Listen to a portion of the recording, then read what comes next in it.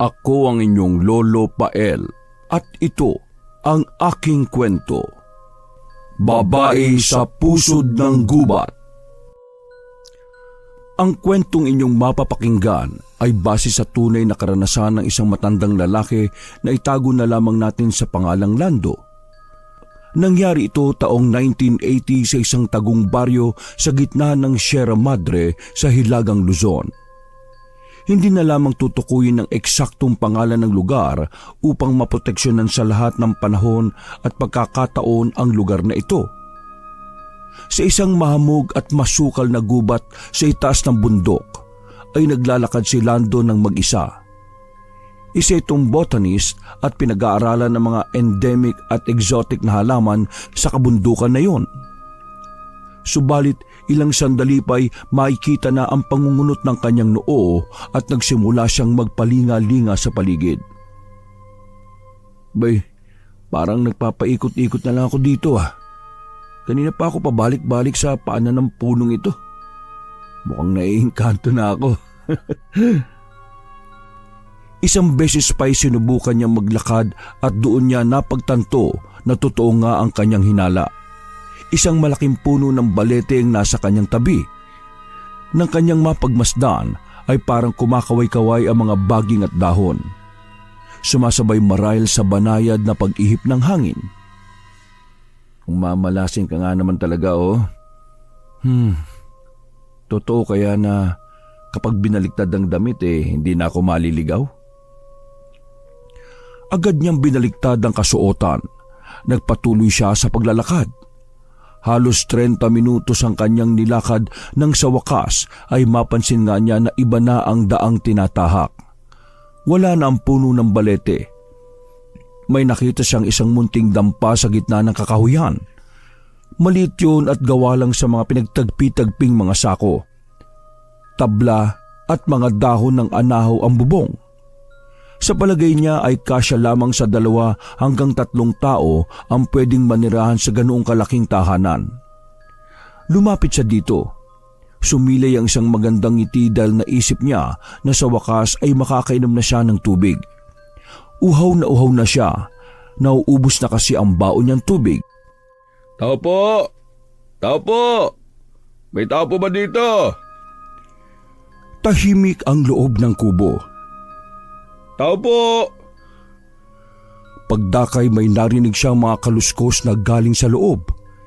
Hindi niya mawari ang sarili ngunit ang mga kaluskos na yon ay tila naghatid sa kanya ng kaunting kilabot. Sinabayan pa ng malamig na ihip ng hangin. Lumangit-ngit ang pinto pagbukas. Sino ka? Napatungang ang binata sa babaeng nagbukas ng pinto. Matangkad, maputi, mapungay ang mga mata at may makikipot na pulang labi. Napakakinis ng balat nito at hindi niya maiwasang hagurin ng tingin mula ulo hanggang paa ang anyo ng babae. Sino ka ba? Anong ginagawa mo dito sa lugar ko? Inis ang nararamdaman ni Azon sa estranghero sa paraan ng pagkakatitig nito sa kanyang katawan. Hawak niya sa kanang kamay ang isang matalas na itak. Paumanhin, magandang binibini. Huwag ka matakot, hindi ako masamang tao. Hindi masama? Lahat ng kauri mo ay masama. Sigurado ako doon. Kaya sumagot ka ng matino. Anong ginagawa mo dito sa teritoryo ko? Naligaw ako Kaya napunta ako dito. Hindi ko alam kung papaano bumaba sa kapatagan At ano naman ang ginagawa mo dito sa taas? Nagpakilala ang lalaki ayon sa trabaho niya at kung ano ang ginagawa niya sa bundok. Siguro naman ay hindi pa huli para magpakilala sa maayos na paraan. Hindi ba? Umalis ka na. Hindi bagay ang isang tulad mo dito sa akin lupain. Masyado na itong malayo sa nayon. Akma nitong isasara ang pinto subalit pinigilan niyo ni Lando. Sandali. Mari bang makainom? Uhaw na kasi ako Hindi. Nakikiusap naman ako. Parang awa mo na, maski konti lang. Tinitigan siya ng dalaga. Tila tinitimbang kung dapat ba niyang pagkatiwalaan ang estranghero. Yun ang pangalawang pagkakataon na makakita siya ng ibang tao. 10 taon pa lang siya noon nang huli siyang makakita ng mga katulad nito. Habang tinitingnan niya ang kabuuan ng lalaking yon, ay unti-unting nanumbalik ang malinaw na alaala ng masalimuot na nakaraan. Lumaki sa lola ang batang si Azon. Sanggol pa lamang ito ay ang matanda na ang nag-alaga sa kanya. Namatay kasi sa panganganak ang kanyang ina. Hindi niya kilala kung sino ang kanyang ama. Dahil nang mabuntis ang nanay niya ay hindi ito pinanindigan ng lalaking nakabuntis. Isang kwento ng masaklap na kapalaran sa pag-ibig. Bagamat ganoon ang sitwasyon, ay tinanggap pa rin siya ng buong buo na matanda. Mahal niya ang nag-iisang anak kaya hinayaan niya na buhayin nito ang sanggol na nasa kanyang sinapupunan. 9 na buwan na pinunan ang nawalang pagkalinga. Inilagaan nilang mag-ina ang pinagbubuntis nito. Bagamat hindi nadala maski 1 beses sa ospital ang babae para sa check-up, ay naging maayos naman ang kanyang pagbubuntis. Ngunit hindi inaasahan ng dalawa na ang pagsilang sa sanggol ay magdadala ng isang malaking problema. Matapos na maipanganak si Azon, ay namatay ang kanyang ina. Labis na nalungkot si Lola Marta. Saksi ang mga halaman at mga panggabing hayop sa naging pagluluksa ng matanda. Malalakas na pagpalaho ng iyak ang maririnig sa pusod ng gubat. Ngunit nang marinig niya ang malit na tinig ng umiiyak na sanggol, ay biglang napawi ang sakit na nararamdaman. Nilapitan niya yon at kinarga. Matapos putulin ang pusod na nag-uugnay sa kanilang mag-ina, ay pinaliguan niya ang sanggol. Nilinisan at binihisan. Pinainom ng likidong makapagbibigay ng lakas sa mga tulad nila. Si Lola Martha ay isang istriktang lola. Ayaw na ayaw nito ng maingay lalo na kapag gabi. Kaya tamang-tama lang sa kanilang maglola ang lugar na kanilang tinitirhan. Malayo sa kapitbahay at sa mga matang mapanghusga. Naalala ni Azon na madalas kapag hating gabi ay nagigising siya at nakikita niyang palihim na umaalis ang kanyang lola. Naiiwan siyang mag-isa. Ngunit dahil hindi naman namulat sa mga kwento ng kababalaghan ng bata, ay hindi ito natatakot. Normal lang yun sa kanya. Madalas ay 10 oras ng gabi din nakikita niya ang matanda na nagtitirik ng itim na kandila. May librong itim sa harap at binabasa. Pagkatapos yung gawin ng lola niya ay nagpapahid ito ng langis sa buo niyang katawan. Hanggang sa isang pagkakataon, bandang 2:00 na madaling araw. Habang nakahiga si Azon sa kanilang silid, ay narinig niyang muling lumangit-ngit ang pinto nila. Nagising ang inaantok pa niyang diwa. Dahan-dahan niyang iminulat ang kanyang mga mata upang makita ang ginagawa ng kanyang lola. Lumabas ang matanda. Bumangon siya at marahang sinundan yon. Nakatingkayad pa ang kanyang mga paa upang di makalikha ng kahit na kaunting ingay. Sumilip siya sa bahagyang nakaawang na pintuan. At doon ay muli niyang nakita ang lola na nagpapahid muli ng langis sa katawan. Kakaiba ang nararamdaman niya ng gabing yon. Maalinsangan ang ihip ng hangin gayong magdidisyembre noon at amihan ang umiikot-ikot na kahanginan. Umalingasaw ang isang nakakasulasok na amoy. Narinig niya ang pamilyar na pag-ungol na matanda at parang tunog ng isang baboy. Hindi niya matagalang tingnan na matanda dahil namulat siya sa turo nitong huwag titingin sa mga taong walang saplot. Itinuro sa kanya kung paano rumispeto di lamang sa katawan niya kundi sa katawan ng iba. Sagrado ang bawat katawan ng isang individual at hindi yun dapat na dinudumihan ng kahit na anumang uri ng dumi na maaring magmantsa. Pinakinggan na lamang ng bata ang mga ungol at ingay na naririnig niya mula sa labas. Pagdakay, bumalik siya sa higaan at sinubukang muling matulog.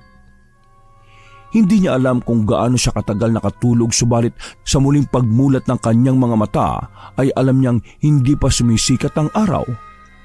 Masyado pang madilim sa labas.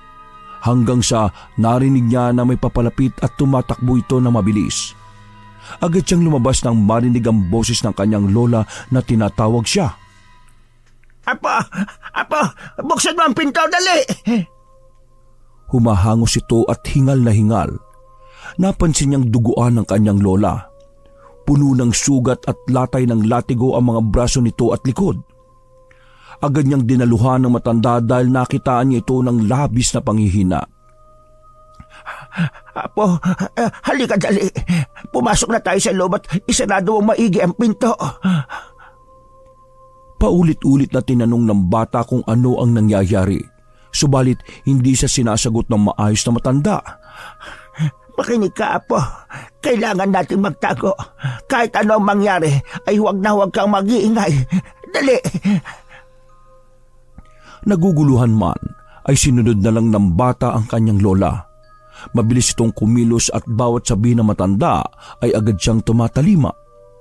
Binuksan ng lola ang isang sikretong taguan kung saan ay mayroong maliit na butas sa ilalim ng kanilang kubo. Ang butas na yon ay nagsisilbing isang maliit na tunnel na nagdurugtong sa bahay nila at sa kanilang bakuran malapit sa pinakamalaking puno. Kailangan mong mabuhay, Azon. Ipangako mo sa akin na hindi ka lalabas. Ipangako mo! Tumango ang bata. Yakap-yakap nito ang manikang basahan na ginawa pa sa kanya ng kanyang lola. Marungis yun subalit mahal na mahal ng bata. Kinakausap, kunwaring pinakakain at itinuturing niyang isang natatanging kaibigan.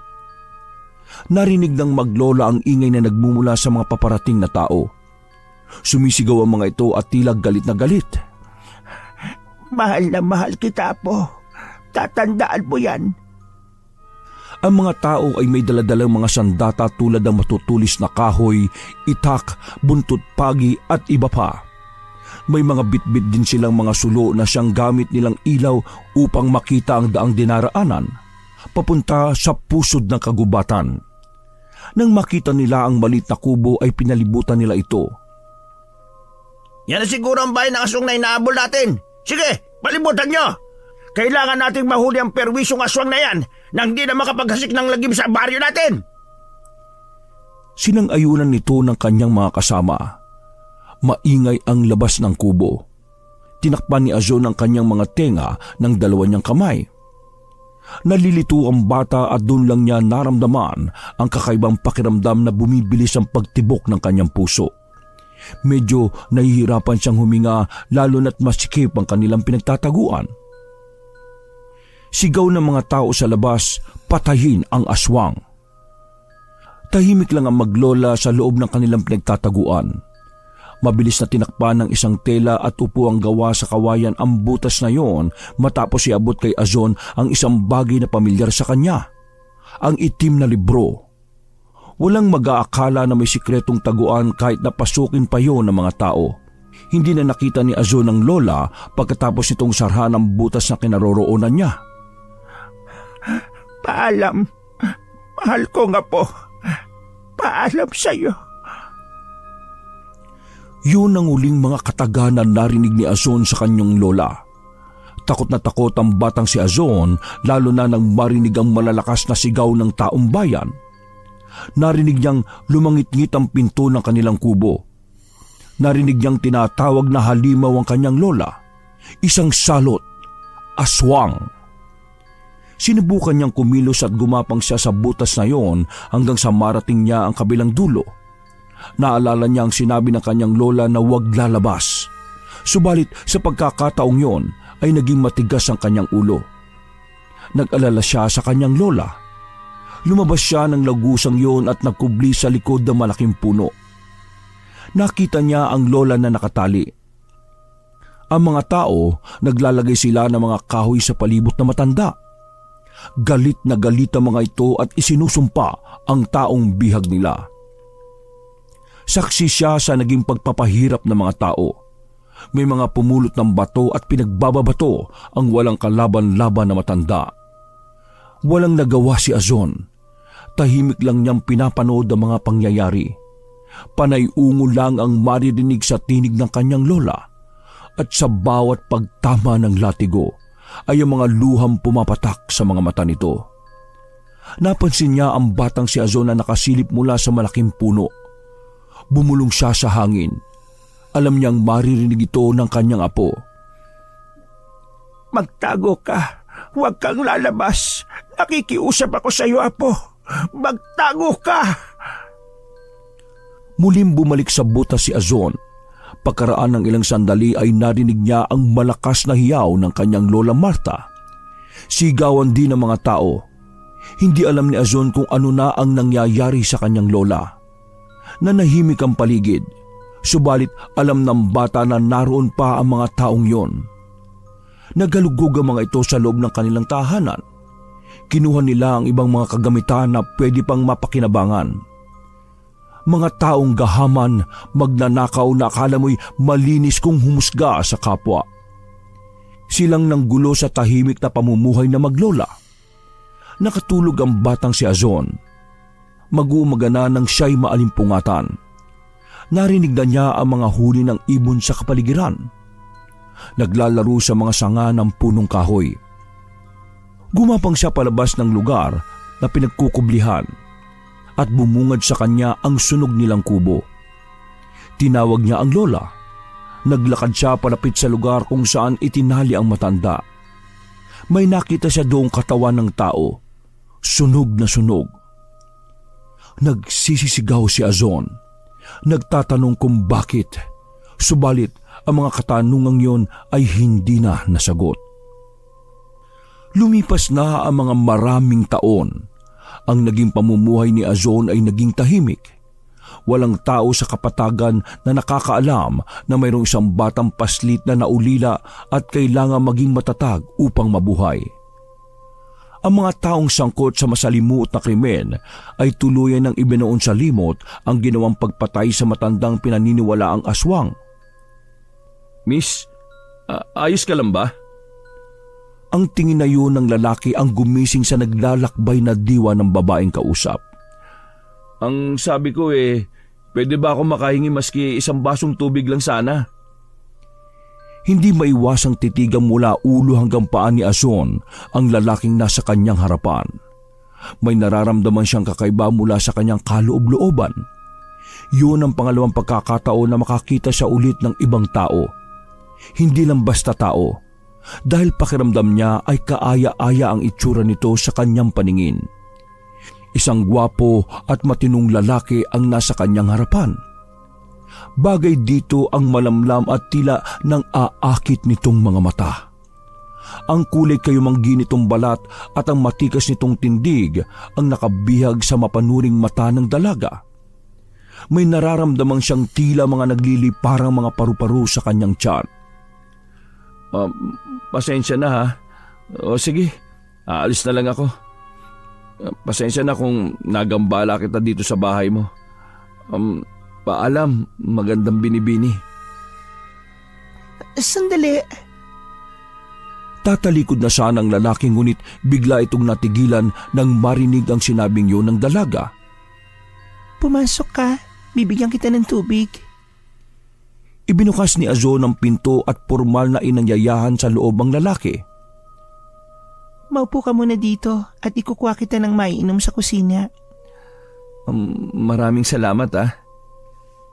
Iginala ng binata ang kanyang mga mata sa loob ng pamamahay na yun. Bagamat maliit ay malinis ang loob. Masinop at maayos. May mga palumuti sa dingding na labis na nakapagpahanga sa lalaki. Ito ay ang ilang mga bungo ng hayop na nakasabit sa dingding.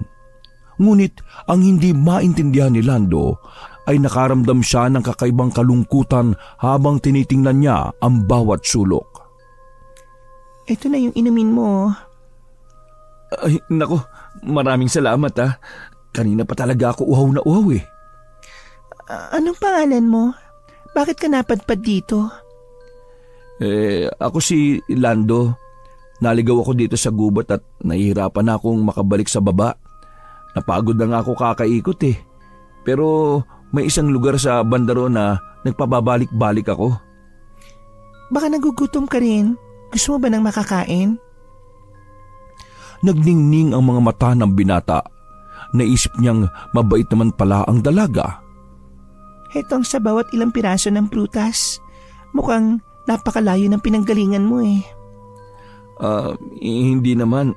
Kaso yun nga, naligaw ako. Alam mo ba kung paano bumaba ng baryo? Hindi eh. Buong buhay ko ay di pa ako nakakapunta sa ibaba. Kaya hindi kita matutulungan sa direksyon. Malapit na rin kumagat ang dilim. Delikado para sa iyong pag-alagala sa ganitong klaseng lugar. Kung ganun maaari ba akong makituloy muna rito maski ngayong gabi lang? Ano? Di ba sabi mo, delikado? Maati mo bang mapahamak ako kung di mo ako patutuloyin dito? Pero... May kasama ka ba dito? Wala. Mag-isa lang ako naninirahan dito. Talaga? Hindi ba't mas delikado pala para sa iyo ang manirahan dito mag-isa? Paano kung may maligaw na masamang tao dito? Kaya kong ipagtanggol ang sarili ko sa mga taong sinasabi mo. Napatas ang kilay ng lalaki sa narinig na sagot ng dalaga. Naisip niyang palaban ito at sanay na humarap sa iba't ibang klase ng pagsubok ng buhay. Sa bagay, kita naman sa mga koleksyon mo dito sa dingding Mukhang mahusay kang mangaso, Binibini. Azon. Azon ang pangalan ko. Ha? Azon? Ang ganda ng pangalan mo. Yung mga nakasabit sa dingding, mga huli ko yan. Hindi ka mabubuhay dito sa itaas kung di ka marunong mangaso. Napapabilib mo ko Nakita niyang ngumiti ng bahagya ang Binibini. Hindi malaman ni Azon kung bakit pakiramdam niya ay komportable siya sa pakikipag-usap sa estranghero. Magaan ang loob niya sa binata. Lumapit ang binata sa dalaga. Sa hindi inaasahang pagkakataon ay hindi napigilan ni Lando na hawakan ang napakagandang mukha ng babaeng kausap. Natulala si Azon. Naamoy ng lalaki ang mabangong buhok nito na kaamoy ng rosal. At ang nakapagpawala ng sarili niya ay ang makinis na balat ng babae at ang mapupulang mga labi nito. Alam mo bang napakaganda mo, Azon? Ikaw ang pinakamagandang babae na nakilala ko sa buong buhay ko. Sabi nito, isang halikang iginawad niya. Hindi tumanggi ang dalaga. Ang mabining halik ay naging mapusok at umaapoy. Ang dalawa hindi na mapigilan ng kanilang mga sarili. Nagsimula ng lamunin sila ng pagnanasa. Wala na silang maisip na dahilan upang labanan ng tuksong yon. Basta't sa pagkakataong yon ay may init na pumapaso sa kanilang katawan. Alam ni Azon ang ginagawang pananamantala ng lalaki sa kanya, ngunit hindi niya ito pinipigilan. Hindi niya maintindihan kung bakit tila nagugustuhan niya yon.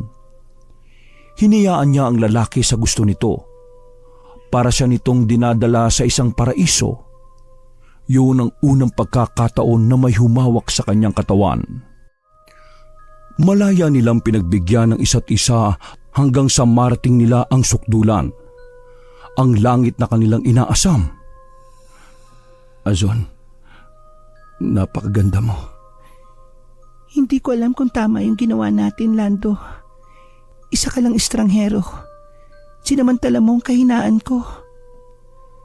Batid ni Lando na hindi marumi at masamang babae ang nasa kanyang tabi. Dahil bilang lalaki, alam niyang siya ang nauna. Siya ang unang nakapitas ng pinakasariwang bulaklak sa gubat na yon. Huwag ka mag-alala. Pananagutan ko ang nangyari sa ating dalawa. Wala kang dapat na isipin. Gusto kita. Sigurado ka ba sa sinasabi mo? Oo. Pangako. Kung pagbibigyan mo ko handa akong ibigay sa iyo ang buong buhay ko. Napangiti si Azon. Hindi siya nagkamali sa lalaki. Mabuting tao ito katulad ng kanyang lola. Sa isip ay nagpapasalamat siya ng labis dahil sa halos ilang taon ng paninirahan niya sa gubat na mag-isa ay mayroon na siyang makakasama ulit. Hindi na siya mag-iisa. Yun lang naman ang pangarap niya mula nang mamatay ang kanyang lola. Yung magkaroon siya ng karamay, katabi at mamahalin maliban sa kanyang sarili. pwede mo ba akong kwentuhan ng mga bagay na tungkol sa'yo? Para naman makilala kita ng lubusan. Makikinig ka ba? Kaya lang, baka kapag sinabi ko ay hindi ka maniwala. O di naman kaya ay bigla ka matakot. Bakit? Kanino naman ako matatakot? Sa akin. Sa'yo?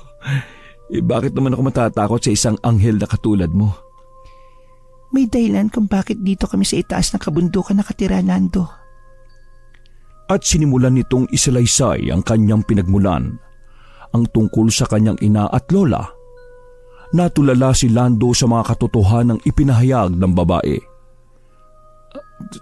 Totoo ba talagang sinasabi nila sa lola mo? Hindi ko alam eh. Ano ba ang aswang? At saka, bakit sila galit na galit sa lola ko? Ipinaliwanag sa kanya ni Lando na mayroong iba't ibang uri ng aswang. Sabi nito ay may mga nilalang na kayang humigop ng lakas sa mga taong may sakit, lalo na yung mga may malubhang karamdaman. Mga taong mahina na ang kadalasan nilang nagiging biktima. Halos gabi-gabi nila itong babalik-balikan hanggang sa maubusan nito ng lakas at mamatay. Maaari din itong puntiryahin ng mga taong pagod o masama ang pakiramdam. Ang mga ganitong uri ng mga aswang ay tulad lang sa mga normal na tao. Kaya nilang makisalamuha sa iba, kaya ang iba ay makikitang nagtatrabaho kadalasan sa mga ospital o pagamutan kung saan maraming pasyente ang may sakit na pwede nitong biktimahin. Pero hindi naman lumalabas ang lola ko para magtrabaho sa mga pagamutan na yun eh. Malungkot ang mga mata ni Azon habang sinasabi yon kay Lando. Meron din mga aswang na kumakain ng bangkay ng tao. Sila naman yung minsan tumatambay sa mga libingan o di kaya na may sa mga lamay. Kaya nilang kainin ng bangkay at pinapalitan nila ng katawan ng saging ang katawan ng tao upang hindi mahalata ng mga kaanak na inatake na ng aswang ang binabantayan. Ang nakikita ng tao dun sa katawan ng saging tao rin. Ang mga tawag dun ay balbal. Mas lalong hindi gano'n ang lola ko. Mas gusto niya ang sariwa kaysa nabubulok na karni. Napatitig si Lando sa dalaga dahil sa sinabi nito. Meron din namang mga aswang na kumakain ng mga sariwang karne ng hayop o di naman kaya ay laman loob ng tao. Wala akong alam sa ginagawa ng lola ko. Basta ang alam ko, minahal niya ako, inalagaan at hindi ako pinabayaan. Hanggang sa huling hininga niya, Lando. Kapakanan ko pa rin ang inunan niya. Lumuha si Azon. Sa pagkakataong yun ay naramdaman niya sa kanyang puso ang labis na pangungulila sa kanyang lola. Muli siyang niyakap ni Lando.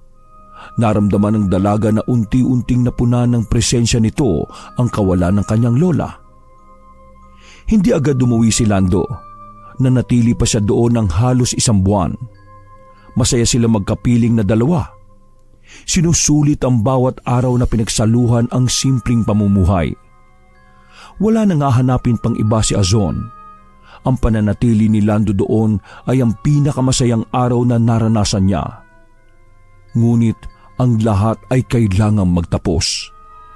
Dahil alam nila sa isa't isa na magkaiba sila ng buhay na kinagisnan. Kailangang umuwi ni Lando dahil sa kanyang trabaho at pamilyang nag-aantay sa kanya sa kapatagan. Ayaw rin niyang mag-alala ang kanyang mga magulang at mga kapatid. Nagpaalam siya kay Azon. Ayaw mo talagang sumama sa akin? Hindi ko maaaring iwan ang bahay ko. Saka, hindi talaga ako sanay sa buhay sa nayon. Natatakot ako. Nandito naman ako eh. Hindi naman kita pababayaan. Akong bahala sa'yo. Pero paano kung tanungin ng mga kapamilya mo kung saan mo ako nakilala? Sasabihin mo ba sa kanila? Bakit naman hindi? Sasabihin mo ba sa kanila na ako yung apo ng aswang na napatay dito sa gubat? Hindi nakaimik si Lando. Sa isip ay may posibilidad nga na isa rin ng mga magulang niya O di kaya'y mga lolo niya ang kasama sa pagtugis ng aswang na yun noon. Paano nga ba niya sasabihin sa mga ito na may apo palang naiwan ng matanda? Kung malaman nila, tsak napapatayin din nila ako. Ayokong maranasan ang ginawa nila kay Lola. Kaya, hayaan mo na ako dito. O sige. Kung di ko na mababago yung desisyon mo, wala na ako magagawa. Basta, mag-iingat ka doon ha. Ngayon pa lang nalulungkot na talaga ako sa paglisan ko dito. Hahanap-hanapin ko yung presensya mo, Azon. Ayos lang naman ako dito. At maaari ka din naman bumalik kahit kailan mo gusto. Oo, Azon. Babalik ako. Babalik ako, mahal ko. Babalikan kita pero sana sa susunod maisama na kita. Magsasama tayong dalawa habang buhay. Hihintayin ko ang pagbabalik mo. Yon ang naging huling usapan ni Lando at Azon. Tuluyan ng namaalam ang binata. Sa bawat paghakbang nito'y tila bumibigat ang kalooban ng dalaga. Unti-unting lumalanda sa kanyang pisngi ang mga luha na mula sa kanyang mga mata. Yun ang luha ng masakit na pamamaalam. Wala siyang magawa kundi ang ihatid na lamang ng tanaw ang pinakamamahal na lalaki. Lumipas ang maraming araw. Pinanghawakan ni Azon ang pangako ng lalaki na muli itong magbabalik sa kanya. Subalit ni anino nito'y hindi na niya ulit nakita. Labis ang naging pag-aalala ng dalaga at inisip na baka naligaw na naman ito uli sa kagubatan at hindi na nakababa ng nayon na ligtas. Pilit niyang isinisiksik sa kanyang kaisipan ang mga katagang yon habang hinihimas-himas ang kanyang tiyan na medyo may kaunti ng umbok. 3 buwan na rin ang nakakaraan. Ang namagitan sa kanila ay nagbunga. Nabuntis si Azon. Sinabi niya sa sarili niyang kailangan niyang mahanap ang ama ng dinadala niyang sanggol. Kaya nagdesisyon siya na sundan ito sa baryo upang ipaalam dito ang kanyang kalagayan. Hindi niya alintana ang masukal at matinik na daan, ang mga madulas at mabatong ilog na kanyang nilalakaran. Hindi iilang beses na muntik na siyang madapa dahil hindi niya kabisado ang bawat tatapakan. Hanggang sa wakas ay nakatagpo siya ng isang malinis na daan. Sadyang ginawa upang daanan ng mga tao. Sinundan niya yon hanggang sa marating niya ang paanan ng bundok. Nagkubli siya sa likod ng isang puno at malaya muna niyang pinagmasdan ang mga taong nakikita niya sa lugar na yon. Isang malalim na buntong hininga ang kanyang pinakawalan. Pinalakas niya ang loob sa muli niyang paghakbang. Maingat ngunit alerto sa mga susunod na pwedeng maganap. Sa patuloy niyang paglalakad ay may mga nakita na siyang maraming mga kabahayan. Maraming tao. May mga bata na naglalaro sa lansangan. Inabot na siya ng hapon sa paglalakad. Kapansin-pansin ang bawat paglingon at pagtitig sa kanya ng mga taong nakakasalubong. Marami ang nakapansin sa taglay niyang kagandahan. Maging ang mga nakaw na tingin ng mga tsismoso at inggitera ay napukol sa kanya. Nagtatanong kung sino ang magandang dayong yon sa kanilang baryo. Isang dayo na animoy isang hayop na mailap at hindi makausap. Parang ito'y may hinahanap. Psst! Dayo ka dito? Anong pangalan mo? May nagiinom ang mga kalalakihan sa daan. Isa dito ang nagtanong sa kanya. Siya ay si Dencio, isa sa mga siga sa barangay na yon. Nakahubad ng pang-itaas na damit. Namumula ang mukha dahil sa labis na kalasingan. Muli itong tinanong ang babae. Ang suplada. Ayaw sumagot?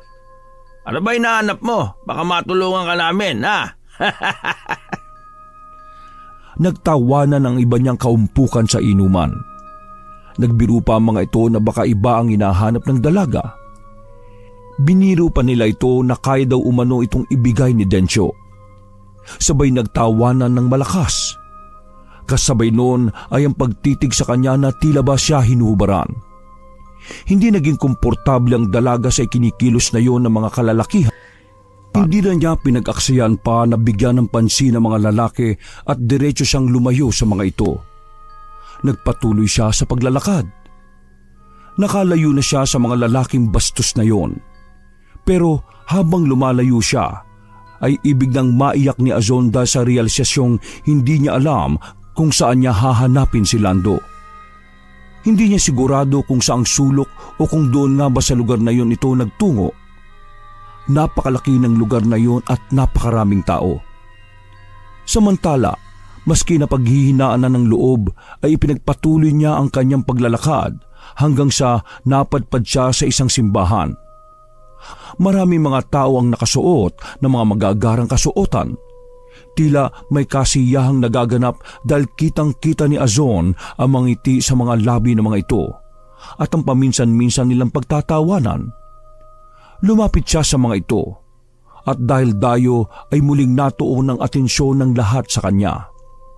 Subalit panandalian lamang yon dahil ang mga tao ay pumasok na sa loob. Akala ni Azon na isang malaking tahanan yon. Medyo nag-atubili pa siya sa pagpasok. Ngunit nang makita niyang tila hindi naman naging problema sa mga tao ang pagpasok at paglabas sa tahanan na yon, ay inihakbang niya ang mga paa papasok sa loob. Nakapwesto siya sa dulong bahagi. Umupo siya roon at nanood. Mayroong 2 tao sa harap ng altar. Natutuwa siya sa babaeng nakatalikod. Napakaganda kasi ng kasuotan nito na puting-puti. Kinagigiliwan niya ang belo na nakatakip sa ulo ng babae. Isa yung kasalan. 2 puso ang itinali mula sa salita ng Diyos. Silang mag-asawa na hindi kayang paghiwalayin ng sinuman maging ng kamatayan. Sa hirap at ginhawa. Hindi natinag ang kanyang mga mata nang mapansing tila kilala niya ang lalaking nakatalikod. Ang mga ngiti sa labi ni Azon ay biglang naglaho. Kilala niya ang lalaking ikinakasal. Maski nakatalikod dito, alam niyang si Lando yon. Nakita niyang hinalikan nito ang babaeng nakasuot ng puting kasuotan. Bagya pa siyang nagulat nang biglang nagpalakpakan ng mga tao sa loob ng simbahan. Makikita sa kanila ang labis na kasiyahan sa katatapos lang na kasal. Ngunit hindi kayang magsayahan ni Azon. Hinihimas niya ang kanyang tiyan at parang nakakaramdam siya ng hindi maganda. Tila nagdaramdam ang sanggol sa kanyang sinapupunan. Sumasakit yon kasabay ng pagdurugo ng kanyang puso. Tila pinagpira-piraso ang kanyang puso habang pinagmamasdan ang paghalik ni Lando sa babae. Yon ang halik na inakala niyang para lang sa kanya. Lahat ng kasiyahan na nasa kanyang puso ay biglang naglaho at ang pag-ibig ay biglang napalitan ng puot. Binigo siya ng lalaking minamahal, pinaasa at sinaktan. Akala niya babalikan siya ni Lando ngunit huwad lamang pala ang ibinigay nitong pagmamahal. Kumawala ang luha sa kanyang mga mata. Mga luha ng sakit dulot ng pagkabigo sa unang pag-ibig. Sa pagdaan ng bagong kasal ay napasulyap sa kanya si Lando. Ngunit blankong mukha lamang ang isinukli ng lalaki. Parang hindi niya nakilala ang dalaga. Isang tingin lang yon at hindi na ulit ito muling lumingon. Lando! Malakas na tawag ni Azon. Ngunit hindi siya pinansin ni Lando. Diretso lang itong naglakad kasama ang kanyang asawa. Isang babae ang lumapit kay Azon at nagtanong kung sino ang tinatawag nitong Lando. Itinuro ni Azon ang lalaki subalit labis niyang ikinagimbal nang malaman nitong huwad din ang pangalang ibinigay nito sa kanya. Ang totoo nitong pangalan ay Anton. Nalaman rin niyang wala rin naman itong kakambal at mas lalong walang binata na kaedad niya ang nagangalang Lando sa baryong yon. Labis na nalungkot ang babae. Dahil sa mga nalaman ay mabilis niyang nilisan ang pook na yon. Pakiramdam kasi niya ay anumang oras ay sasabog siya sa sakit na nararamdaman. Babalik na lang siya sa gubat at susubukang kalimutan ang nangyari alang-alang sa anak na nasa kanyang sinapupunan. Ginawa niyang inspirasyon ng ina na ipinaglaban siya nito noong ipinagbubuntis siya. Lulugo-lugo siyang naglakad pabalik. Malapit nang lamunin ng dilim ang liwanag. Pagod na ang dalaga sa paglalakad. Ngunit ayaw na niyang magtagal pa sa baryong yon. Nais na niyang muling bumalik sa itaas at ipagpatuloy ang buhay. Ipinangako niya sa sarili na wala nang sino man ang maaring makapanakit sa kanya. Ngunit lingid sa kanyang kaalaman ay may aninong kanina pa sumusunod-sunod sa kanya. Maingat itong naglalakad at sa tamang distansya ay nasusundan niya ang dalaga. Nagtatago ito sa mga puno kapag napapalingon ng dalaga o di kaya naman ay kapag nagpapahinga. Pangisi-ngisi ang lalaki at tila sabik na may sa katuparan ang masamang plano at pagnanasa sa magandang babae. Sinundan niya ito hanggang sa makabalik sa kanyang kubo. Nakita ng lalaking yun na namumuhay itong mag-isa. Alam niyang walang magiging laban ang kanyang biktima. Kapag sinuswerte ka nga naman, solong-solo ko yung babaeng ito. Nang buksan ng dalaga ang pinto ng kanyang kubo ay yun ang hinihintay na pagkakataon ng lalaki. Bago pa man maisara ni Azon ang pinto ay mabilis itong inagapan ni Densyo. Itinulak niya yun at kusa siyang pumasok sa loob ng kubo. Agad niyang niyapos ang dalaga. Bitiwan mo ako! Ano mo ginagawa mo? Ang ganda-ganda mo. Saka maski pawisan ka mabango ka pa rin Akin ka na ngayon. Akin ka na. Napaitad si Azon nang bigla na lamang siyang sinunggaban at paghahalikan ng lalaking yon. Tila hayok na hayok ito sa tawag ng laman.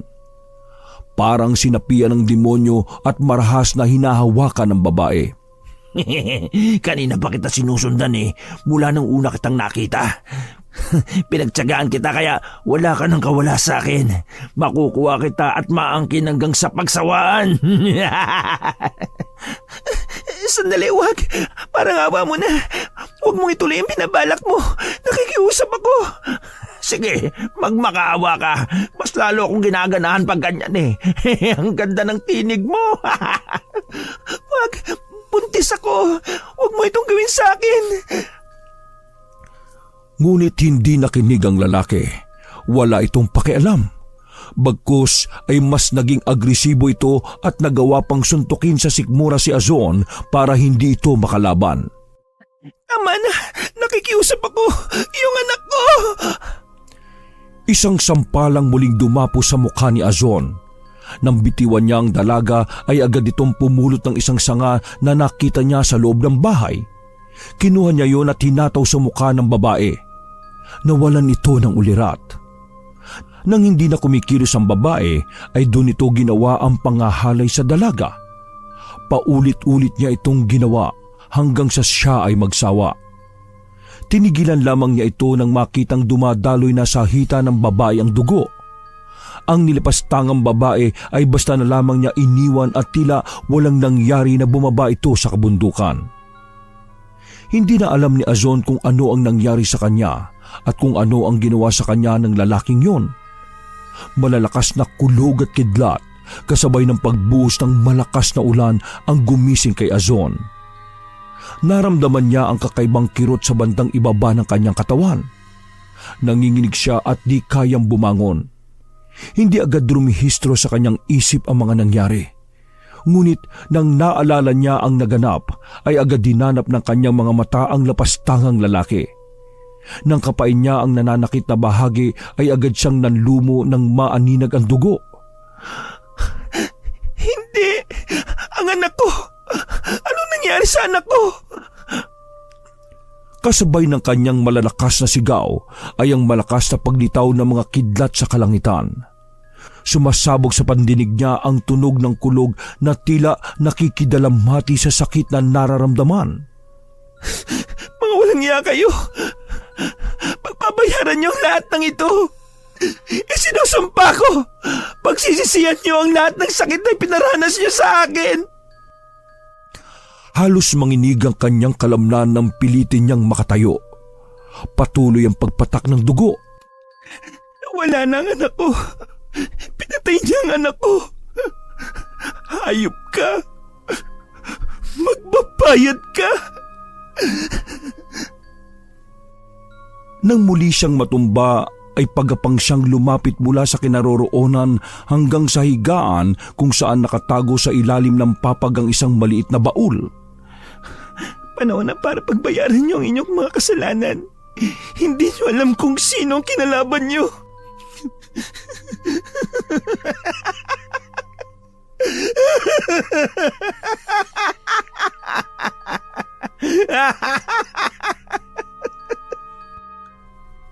Iyak tawa ang ginawa ni Azon. Halos mabaliw siya sa nangyari sa kanya. Kinuha niya mula sa loob ng baul ang isang librong itim. Yun ang madalas niyang makita noon na ginagamit ng kanyang lola. Matagal na panahon din niyang iningatan yon at itinuring na kayamanan dahil yon ang tanging gamit na naiwan sa kanya. Sinimulan niyang basahin yon ayon na rin sa itinuro ng kanyang lola noon. Pinag-aralan niya ang mga nakasulat doong mga salita. Tuwing gabi ay makikita siyang nagtitirik ng mga kandilang itim at habang binabasa ang libro. Natutunan din niya mula dito kung paano ang paggawa ng posyon o langis na siya niyang ipapahid pagkatapos niyang magdasal. Sa tuwing bumibilog ang buwan ay tila nararamdaman niya ang kakaibang lakas. Ang pandinig niya ay tila mas lalong tumatalas. Nakakakita rin siya maski sa dilim at ang pagkilos niya ay may kakaibang bilis. Nang handa na siya at alam niyang sapat na ang lakas at mga natutunan niya galing sa libro ay nagdesisyon siyang lumabas. Kabilugan ng buwan, tahimik na tahimik ang gabi. Natatakam siya sa sariwang karne. Mabilis ang mga hakbang ng nilalang na nagkukubli sa mga anino ng mga puno. Kasimbilis ng takbo ng isang kabayo o di kaya naman ay isang dambuhalang aso. Maririnig ng gabing yun ang mga dahong natatapakan niya. Malalim na ang gabi. Nagkukubli siya sa itaas ng malabay na puno nang marating ang ibaba.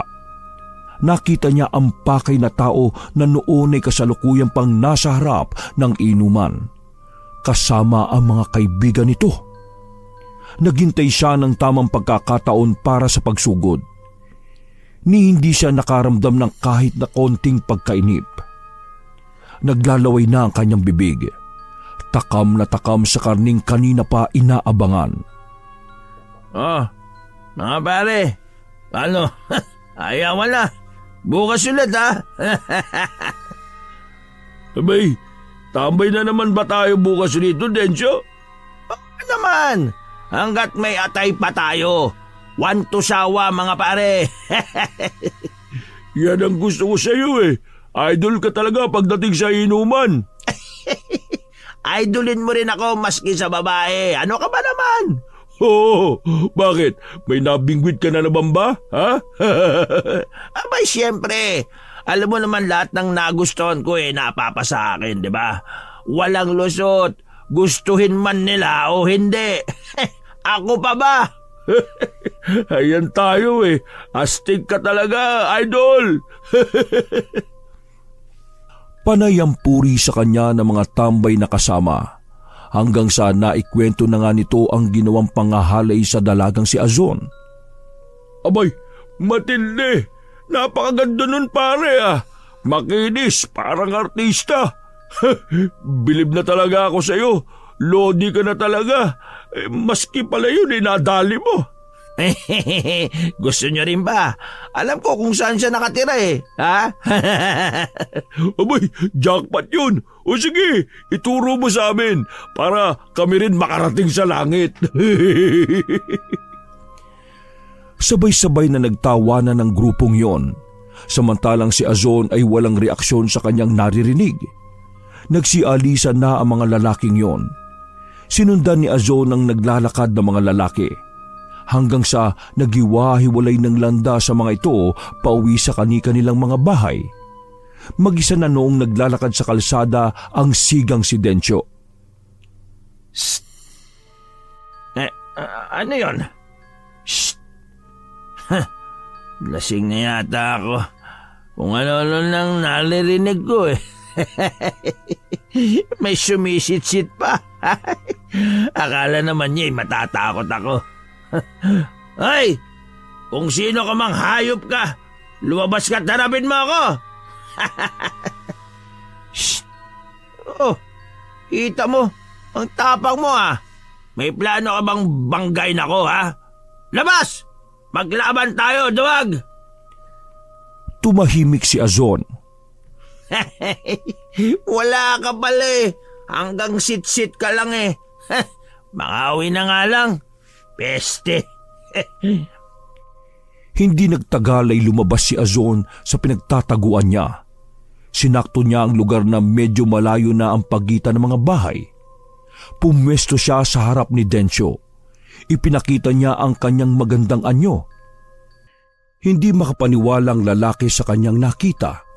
Kinusot-kusot pa niya ang kanyang mga mata para masiguro na di lang siya namamalikmata. Ganun na lamang ang ngisi nito nang mapatunayan na totoong nasa harapan niya ang magandang nilalang na yun. Siguro na-miss mo ako, no? Kaya ka ba ngayon nandito kasi nagustuhan mo yung mga haplos ko, ha? Hindi sumagot si Azon. Hinayaan niyang lumapit sa kanya ang lalaki. Halika, muli kitang paliligayahin. Hinawakan nito sa bewang ang babae. Kumilos si Azon. Hinaplos-haplos niya ang leeg ng lalaki at tila mas lalo itong inakit-akit. Inilapit ng dalaga ang kanyang muka sa leeg ni Densyo. Tumataas ng lalo ang kasabikan ng pagkalalaki nito. Inilabas ni Azon ang kanyang dila at marang idinampiyon sa leeg niya. Nasabik ang lalaki sa inaakalang laro. Ngunit ang inaasahan niyang sarap ay napalitan ng gulat at matinding sakit nang maramdaman ang matatalas ng ngiping bumaon sa kanyang leeg. Agad siyang kumawala. Napaupo siya sa lupa. Agad siyang napahawak sa dumudugong leeg. Kitang-kita niya na sinasaid ni Azon ang natitirang dugo sa labi niya. Ha? Hayop ka! Anong nilalang ka? Ha? Nanlalaki mga mata ng lalaki nang unti-unti niyang nakikita ang nakakatakot na paraan ng pagtitig ni Azon sa kanya. Parang mata ng mabangis na tigre ang kanyang mga mata at parang leon ang bibig na tila gutom na gutom sa puntirya nitong karne. Bakit ka nangangagat, ha? Pinatay mo ang anak ko, hayop ka. Pagbabayaran mo ng buhay mo, ang buhay ng walang malay na sanggol. Anong sinasabi mo? Baliw ka! Baliw! Agad itong tumakbo nang makabawi na ng lakas. Subalit dahil sa angking liksi sa pagkilos ay muli siyang naabutan ni Azon. Tulong! Tulungan niyo ako! May aswang! Naririnig ng mga tao ang sigaw na yun ni Densyo. Subalit dahil malalim na ang gabi, malalim rin ang galit nila sa sigang yon, kaya walang nagtangkang tumulong o sumilip man lang. Mas nanaisin nila ang makapagpahinga kesa patulan ng lalaki sa mga trip nito habang lulong sa bisyo. Alam kasi ng mga taga roon na bukod sa alak ay humihit-hit din ng mga ito ng mga bawal na halaman. Minsan ay naging tila baliw ito na palaging naghahamon ng away. Sanay na sila sa ganoong gawin ng binata. Kaya walang nakialam. Layuan mo ako, aswang! Aswang! Yun ang huling kataga na narinig nila bago tuluyang tumahimik muli ang paligid. Bumalik sila sa pagtulog. Kinabukasan ay ginulantang sila ng balita tungkol sa naging kamatayan ni Densyo. Natagpuan ito sa may tabi ng sapa. Hubot-hubad at biyak ang tiyan. At ang tanging nawawala sa katawan nito ay ang kanyang atay at ang maselan niyang pag-aari. Si Densyo ang kauna-unahang tao na naging biktima ni Azon. Ang pagkawala ng kanyang anak ang pinakamasakit na nangyari sa kanya. at ang atay ng lalaking yon ang una niyang natikmang karne mula sa tao. Tama nga si Lola. Mas masarap ang sariwang karne. Sabi niya habang nilalantakan sa kanyang kubo ang atay na yon ni Densyo. Akala ko'y bangag lamang yan si Densyo kagabi. Abay, totoo pala na dinadali na siya ng aswang. Makikita rin sa mga nagkukumpulang tao na yon ang mag-asawang si Lando o Anton sa totoong pangalan at si Isabela. Hindi mawari ni Lando kung bakit malakas ang kutob niya na baka may kinalaman si Azon sa nangyaring yon. Malinaw pa rin kasi sa kanya ang mga kwento ni Azon tungkol sa kanyang lola. Tinanong siya ng asawa kung bakit ito tahimik at mukhang balisa. Wala. Medyo pagod lang. Tara, umuwi na tayo. Hindi maganda para sa iyo yung ganyang tanawin. Baka mapano yung anak ko. Ay nako Isabela, mag-iingat ka. Buntis ka pa naman. Aba, mukhang totoo ngang may gumagala na namang aswang dito sa baryo natin. Huwag po kayo mag-alala. Babantayan ko po yung asawa ko. Nako, hindi sapat na bantayan mo lang siya. May mga alam akong pangontra, iho. Kung pakikinggan mo ko, tuturuan kita. Pangontra? Paano po? Tuwing gabi, pag matutulog yung asawa mo, wag na wag mong pahihigain sa tabi ng bintana para di maabot ng aswang. Hindi naman po talaga siya nakapwesto doon . Malayo ang kama namin sa bintana. Mainam kung ganon. Tapos, pagsuotin mo siya ng itim na damit para hindi makita ng aswang ang tiyan niya. Maitatago nito yung sanggol. Tapos, bago magdilim, maghagis ka ng asin sa bubong at sa mga pinto at bintana. Ay nako, mainam nang nag-iingat kaysa magsisi kayo sa huli. Sige ho. Maraming salamat po sa pag-aalala nyo. Mukhang nakakatakot na nga po dito sa atin, ano? Oo, kaya ingatan mo itong mag-ina mo. Sayang ang magandang lahi. Nambobola na naman ho kayo . Ay sige ho, uwi na ho kami.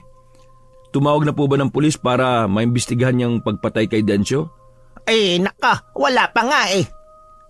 Ganun ho ba? Ano po bang sabi ni Kapitan? Baka pwede rin ho sigurong maglagay na rin ng mga tanod sa gabi para magbantay. Doon sana sa may malapit sa bahay. Bakit doon mo gusto magbantay ang mga tanod, iho? Para may libreng guardian na rin ho kami kung kasakali. Kung sa bagay, maganda nga yan. Sige, umuwi na kayo. Masama sa buntis ang magbantay sa patay.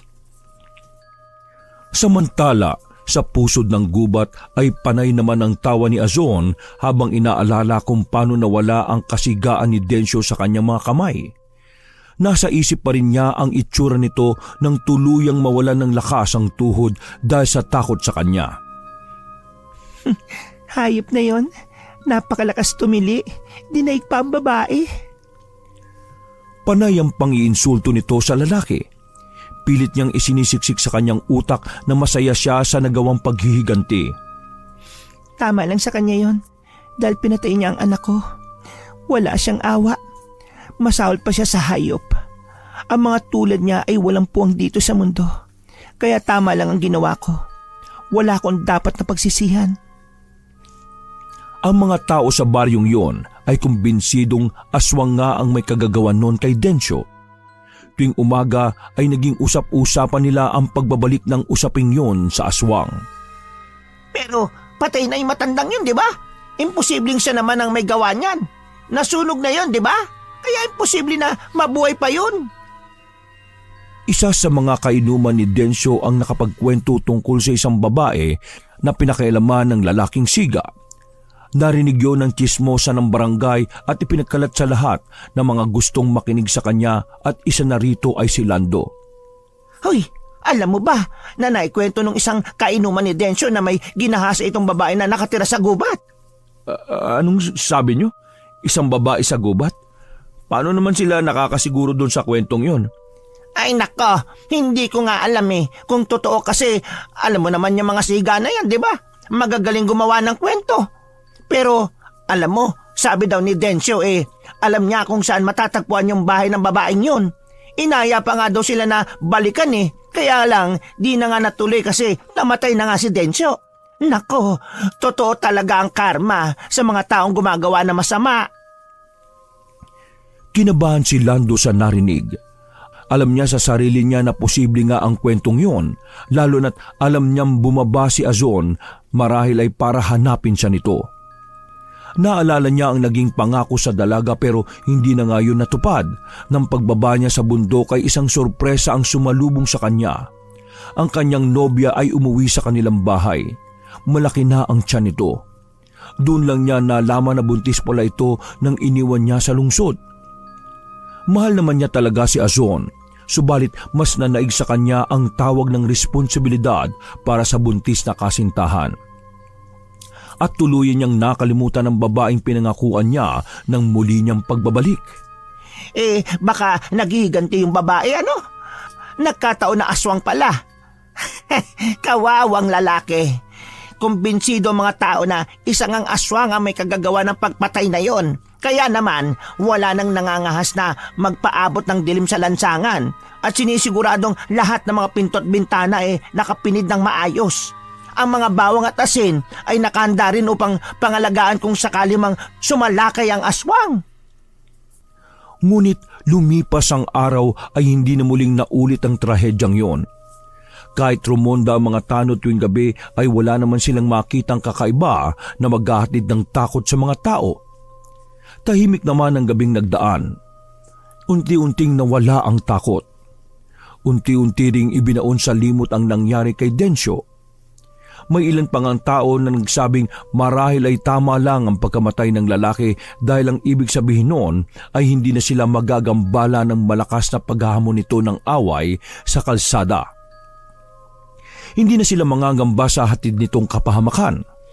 Kapayapaan at katahimikan ang naging kapalit ng pagkawala ng lalaki. Naging kampante na ang mga tao pagkaraan lamang ng ilang buwan. Ngunit lingid sa kanilang kaalaman ay sinadya lamang ni Azon na hindi na muna sumalakay sa ibaba. Dahil nagpapalakas pa siya at pinag-aaralang mabuti ang itim na mahika na taglay ng libro ng kanyang lola. Pinag-aralan niya ang bawat ritual na makapagpapalakas ng kanyang katawan at kung paano niya makukontrol ang pagbabago niya ng anyo. Naalala niya bigla ang sinabi ni Lando. Alam na niya kung saan siya nabibilang na uri ng aswang. Napangiti siya nang maalala yon. Humanda ka na, Lando, dahil ikaw ang susunod na sisingilin ko. Umalingaw-ngaw ang isang nakakatakot na halakak. Isang tunog na parang nanggagaling sa ilalim ng lupa. Tuluyan na ngang binago ng mga masasakit na pangyayari ang dating inosenteng babae. Na wala namang ginawa kundi ang magmahal ng totoo sa lalaking minsang inibig. Sa paglipas ng mga araw ay nadagdagan ang mga koleksyon niya ng mga bungo at buto ng hayop. Inilalagay niya yon at idinidekorasyon sa mga puno sa kanyang bakuran. Mas naging mas mahusay na siyang mga ngaso. Hindi bilang isang babae kundi bilang isang aswang na may angking bilis at tapang. Isang nakakatakot na nilalang na gabi-gabing gumagala sa loob ng kagubatan. At isang gabi, masayang-masaya si Lando na dumating mula sa kanyang trabaho. Sinalubong siya ng asawang si Isabela. Napawi ang saya niya at napalitan niyo ng kaba nang sabihin nitong pakiramdam niya ay manganganak na siya. Nagreklamo nito sa pananakit ng kanyang tiyan at balakang.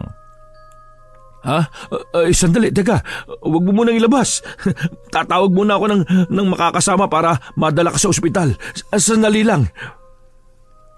Pinagmadali siya ng asawa dahil alam niya anumang oras ay lalabas na ang kanilang unang anak. Tuliro at kabadong-kabado si Lando. Hindi niya alam kung ano ang uunahin niya sa pagkakataong yun. Oras na ng paniningil ko, Lando. Oras na. Umalingaw-ngaw ang boses na yon sa itaas ng bundok. Pababa na sa baryo ang aswang na si Azon para magiganti sa unang lalaking nanakit sa kanya. Nako, ano ba talagang gagawin ko, Isabela? Tanong nito sa asawa. Bubuksan na niya ang pinto nang bigla siyang natigilan nang may marinig na may naglalakad na tao sa labas ng kanilang bahay. At tuminto ito sa tapat ng kanilang pinto.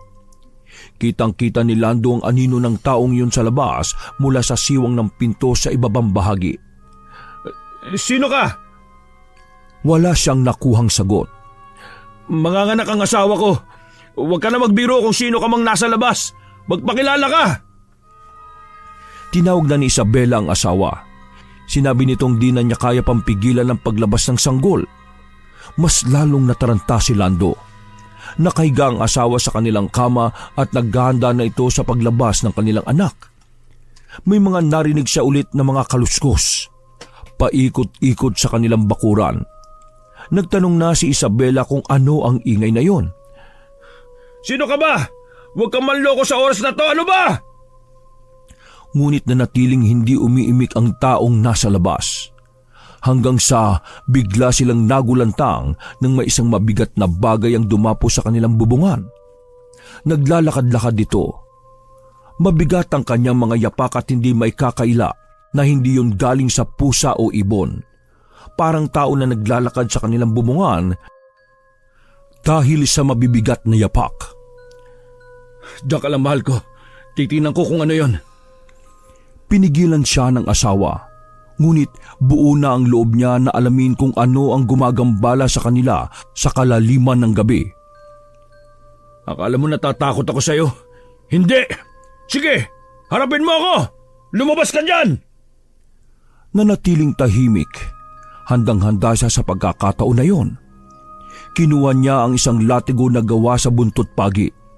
Galing yun sa isang albularyo na inirekomenda ng tsismosa niyang kababaryo. Sige, harapin mo ako at nang makita natin kung hanggang saan ang galing mo. Hindi ako takot sa iyo!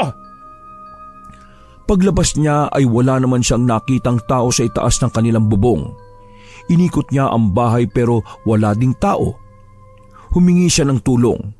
Nagsisisigaw ngunit walang lumalabas ng kanilang mga tahanan para siya ay daluhan. Dahil may mahikang ginawa si Azon para may kubli sa lahat ng mga tao sa malapit ang anumang ingay na mangyayari sa bahay nila Lando. Tulong! Mukhang narito sa amin ang aswang! Tulong mga kapitbahay! Bumalik siya sa loob ng bahay at mabilis na ipininid ang pinto.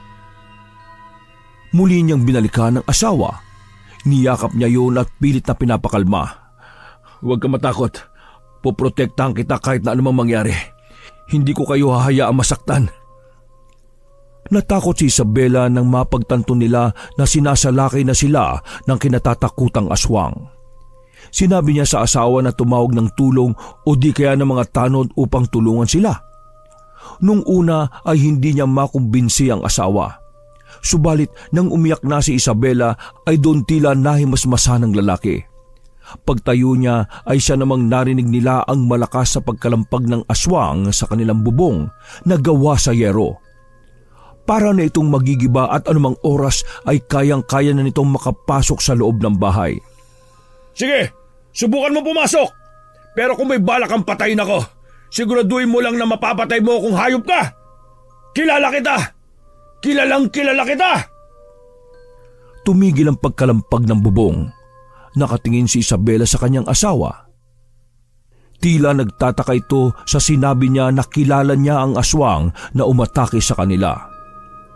Muling lumabas si Lando para tingnan ang nilalang na yon sa itaas ng kanilang bubong. Ngunit hindi pa rin yun nagpapakita sa itaas. Azon! Ikaw ba yan? Bakit mo ito ginagawa? Nagpakita na ang babae sa kanya. Ngunit dahil madilim ay hindi niya ito mamukaan. Sino ka? Pilit niyang inaaninag ang papalapit na babae. Natulala si Lando nang makita ang napakagandang babae. Perpekto ang hugis ng kanyang katawan at napakaputi. Makinis at namumungay ang mga mata. Azon, ikaw ba yan? Ikaw nga! Anong ginagawa mo rito? Hinintay kita, Lando. Pero hindi ka dumating. Hindi na kasi ako pwedeng bumalik eh. Patawarin mo sana ako. Oo. Nakita ko ang dahilan kung bakit di mo na ako binalikan. Bakit? Anong wala ako na meron siya? Tama na. Tama na, Azon. Tanggapin mo na lang na hindi tayong nakatadhana para sa isa't isa. Nakikiusap ako sa iyo. Tigilan mo na to. Ganun na lang ba sa'yo yun? Matapos mo akong paasahin, ay iiwan mo na lang ako? Hindi kita mahal. Dahil hindi ka tao eh. Isa kang halimaw. Isang halimaw? Yun ang tingin niyo sa akin. Pero masahol pa kayo sa tinatawag niyong halimaw. Mga taong mataas ang tingin sa sarili. Ano ba? Tigilan mo na ako. Alam mo bang nabuntis ako nang umalis ka? Kaya nga kita sinundan dito para ipaalam ang naging kalagayan ko. Pero ano? Buntis ka? nabuntis mo ako pero pinatay nila ang anak ko. Nila? Sino? Kinahasa ko ng isang lalaki na galing dito sa inyong baryo. Pinatay ko siya at kinain ko ang atay niya. Masarap yun, Lando. Kaya gusto ko ring angkinin ang puso mo. Gusto kong malasahan kung gaano yan kasarap. Ikaw ang pumatay kay Densyo. Hindi ka ganyan, Azon. Huwag mong hayaang kainin ka ng galit. Mabait ka at mapagmahal na tao. Tao ka at hindi halimaw. Sinungaling! Kanina lang kasasabi mong halimaw ako. Kaya hindi mo ako binalikan. Paano kita paniniwalaan kung Wad din naman ang iyong pangalan? Anton? Hindi ko sinasadya na lokohin ka. Pangalan lang naman yun eh. Yung namagitan sa atin, totoo yun. Nagkukunwari lang ako na hindi kita mahal. Manloloko ka nga. Handa ka na bang mamatay? Ikaw ang pagbabayarin ko sa pagkamatay ng anak natin. Unti-unti ay nasaksiyan ni Lando ang pagbabago ng anyo ni Azon. Umalingasaw ang isang napakabahong amoy. Ang magandang dalaga ay tinubuan ng makapal na balahibong kulay itim. Namula ang kanyang mga mata. Naging isang dambuhalang aso ang babaeng minsan niyang inibig. Kinatatakutan ng lalaki ang mahaba nitong pangil at matatalas na kuko. Isa kang aswang! Mabilis nitong dinamba ang natulalang lalaki. Napaiga ito sa lupa. Ngunit nang akma na niya itong kakagatin ay umalingaw-ngaw sa paligid ang tili ng isang babae at ang pagpalaho ng iyak ng isang sanggol. Kitang-kita ni Lando ang pagngisi ng asawa. Azon, wag! Nakikiusap ako! Ako na lang! Ako na lang, wag ang mag-ina ko!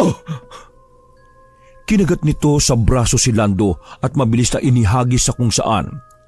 Nawala ng malay ang lalaki sa ginawang yun ng aswang. Hindi na alam ni Lando ang nangyari pagkatapos noon. Ngunit si Azon, nang marinig niya ang iyak ng sanggol, ay naamoy ang halimuyak ng bagong dugo at natakam siya dito. Bukas ang pinto. Pinasok niya ang loob ng tahanang yon. Nakita niyang wala ding malay ang babaeng nakaiga sa kama at duguan.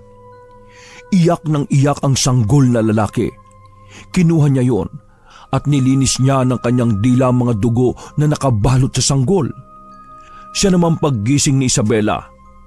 Nakiusap ito sa nilalang na yon na may hawak ng kanyang anak. Subalit imbis na pakinggan siya, ay kinigat niya ito sa liig na agad niyang ikinamatay. Mabilis na tumakas si Azon bit-bit ang sanggol. Nagpalipat-lipat siya sa mga kahoy at nagkukublirin sa mga dawag at damo upang walang makapansin sa kanyang pagbabalat kayo. Kinabukasan na magkaroon ng ulirat si Lando, napalilibutan siya ng mga taga-baryo. Masakit ang sugat niya sa braso, subalit hindi niya ininda yun lalo na nang maisip niya ang kalagayan ng kanyang mag-ina. May nakita na siyang ambulansya at sasakyan ng punerarya sa tapat ng bahay nila. Inilalabas mula sa kanilang bahay ang isang itim at mahabang bag. Sandali! Anong nangyari? Litong-lito si Lando habang palipat-lipat ng tingin sa mga tao. Patay na ang asawa mo! Hindi! Isabela! Anong nangyari sa kanya? May nakitang kagat sa kanyang leeg. Ano ba nangyari dito kagabi? Aswang! Inatake kami ng aswang! Sagot ni Lando. Nang mailibing ang asawa niya ay nagkasundo ang mga tao na tuntunin kung saan nakatira si Azon. Naganda sila ng mga sandata. mga matutulis na sanga, itak, buntot pagi at iba pang pangontra sa aswang. Parang nauulit ang nakaraan. Papunta na ang mga galit na tao sa tahanan ng aswang. Pinungunahan ito ni Lando. Buo ang loob nito na mabawi kahit man lang ang bangkay ng anak. Hindi niya mapapatawad si Azon sa pagsira ng kanyang pamilya. Isinumpa nitong ipaghihiganti niya ang naging pagkamatay ng pinakamamahal niyang asawa. Mabilis ang naging pagkilos nila. Ilang sandali pa ay natagpuan nila ang isang lumang kubo sa gitna ng kagubatan. Nagulat ang mga matatanda na sumama sapagkat sumariwa sa kanilang alaala ang nakaraan. Tinanong nila kung doon nga ba talaga ang bahay. Opo, ito ang bahay ni Azon. Ikinuwento ng mga ito kay Lando na napatay na nila ang aswang na naninirahan doon. Apo niya si Azon. Ikinuwento niya sa akin ang tungkol sa pagpatay niyo sa kanyang lola, ang pagsunog niyo sa kanilang kubo at ang paglimas niyo ng kanilang mga ari-arian. Natahimik ang lahat sa sinabing yun ni Lando. Azon! Lumabas ka dyan! Ibalik mo ang anak ko! Papatay kitang aswang ka! Isinusumpa ko! Pinasok nila ang kubo ngunit hindi nila nakita doon ang babae. Ang nakita lamang nila ay ang mga mababahong bulok at inuuod na karne ng mga hayop na nakalatag sa mesa. Naghalugog sila sa pagbabakas sakali na matagpuan ang labi ng kanyang anak. Subalit sawi sila. Hindi nila natagpuan ang mga hinahanap. Ibalik mo ang anak ko!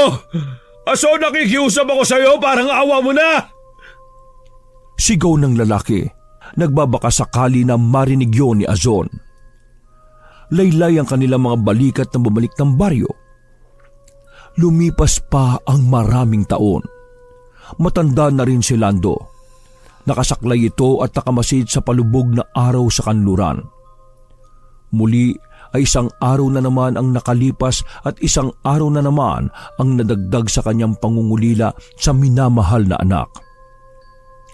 Pumatak ang luha sa kanyang mga mata kasabay ng pagbulong niya sa hangin. Patawarin mo ko, anak. Kasalanan ko ang lahat ng mga nangyari sa atin. Kasalanan ko. Hindi na nag-asawa pang muli ang lalaki. Hinihintay na lamang niya ang pagtaklob ng dilim sa kanyang buhay. Pinarusahan niya ang sarili at labis na nagsisi sa mga maling nagawa. Kung sana ay hindi niya pinakialaman ang puso ni Azon. Hindi niya sana ito pinaasa sa salitang pagmamahal. Siguro ay tahimik at masaya silang magkakasama ng kanyang asawang si Isabela at ng kanilang anak. Mula nang tinangay ni Azon ng anak, ay pinili niyang magpatayo ng maliit na kubo sa paanan ng bundok. Sa paraang yun ay nararamdaman niya na malapit lamang sa kanya ang anak. Habang tinitingnan niya ang mga damo, ay nagulat siya nang may makitang tila may gumagalaw sa mga ito. Kinuha niya ang saklay at lumapit pa ng bagya sa may pinto.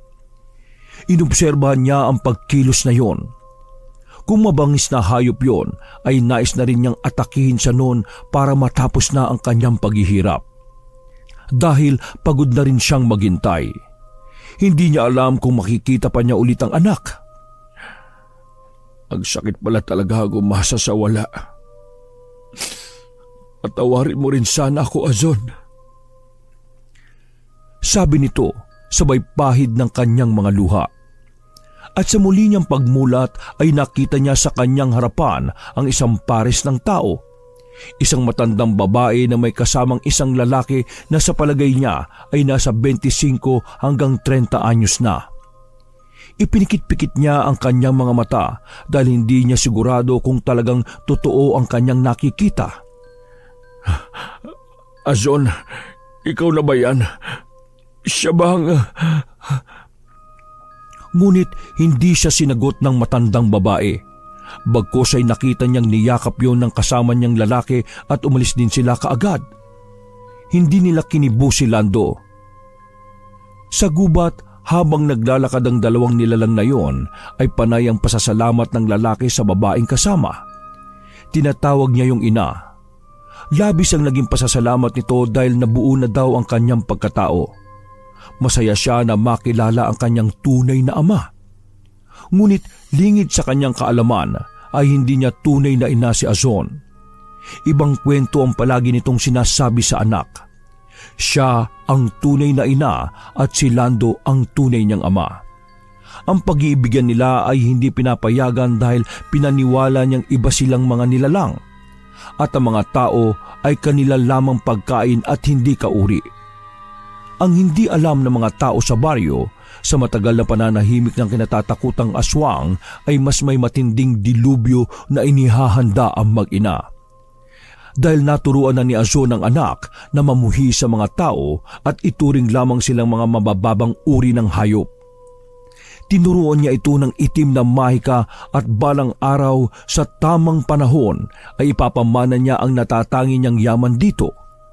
At niyakap niya ang itim na libro.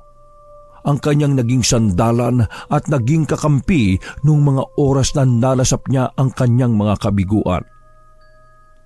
Pagdating nila sa bahay ay masayang pinagmamasdan ni Azon si Andong, ang batang minahal niya at itinuring na anak. Isang matamis na ngiti ang sumilay sa kanyang mga labi nang makita sa anak ang mukha ng dating kasintahang si Lando dahil ang bata kamukhang kamukha ng kanyang ama. Kung naging mabuti lang sana ang tadhana sa kanya at naging tapat lang sana si Lando, maaaring hindi naging masamang aswang si Azon. Magiging iba kaya ang kapalaran niya kasama ang tunay na anak? Sumingkit ang mata na matanda. Tinawag niya ang anak at muli silang nagsindi ng itim na kandila. Wakas! Ako ang inyong Lolo Pael at ito